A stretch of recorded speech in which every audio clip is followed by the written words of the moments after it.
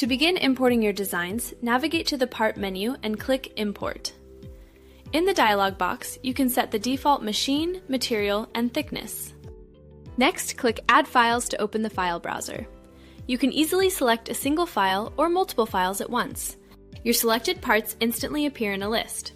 As you click on each part, you'll see a helpful preview of its geometry on the right. You have full control to modify properties directly in this list before finalizing the import.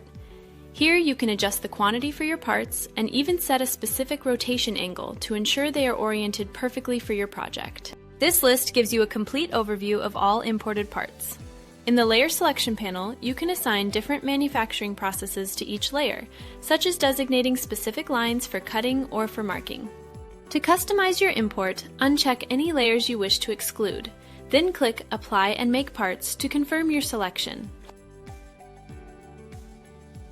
For advanced import customization, adjust your preferences in the DXF Settings menu, then click Make Parts to apply those changes. Once your files are processed with Make Parts, you can review them in the Preview window, and any changes will automatically apply to all your parts. For detailed control over the toolpath and cutting parameters, open the Settings menu. This lets you access your technology database for precise adjustments like lead-ins. Keep in mind, even after clicking OK, these changes are not applied until you click the Make Parts button. Once you confirm these changes, they are applied to your parts. Notice how the preview updates to show the new lead-in path. As you cycle through the previews, you can confirm the lead-in length is now the same for all inner contours. And as we open the settings again, you can see the value has reverted. This is because Make Part settings adjustments are applied only to the parts in the current import session, giving you flexibility without altering your main database. With your settings finalized, click Make Parts to apply them. And as you can see, the lead-in length for the inner contours has reverted to its original value.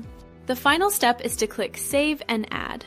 This action saves the configured parts and adds them directly into your main parts list, making them immediately available for nesting and production.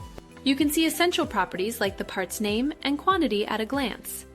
For a closer look, you can double-click any part to open an exact view window. This provides a detailed preview, allowing you to inspect the geometry and ensure every detail is perfect before production. You can also manage your parts from a comprehensive table view.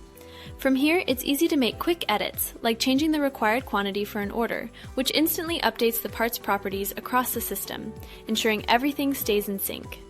With your parts successfully imported and organized, you are now fully prepared to begin nesting and optimize your production layouts.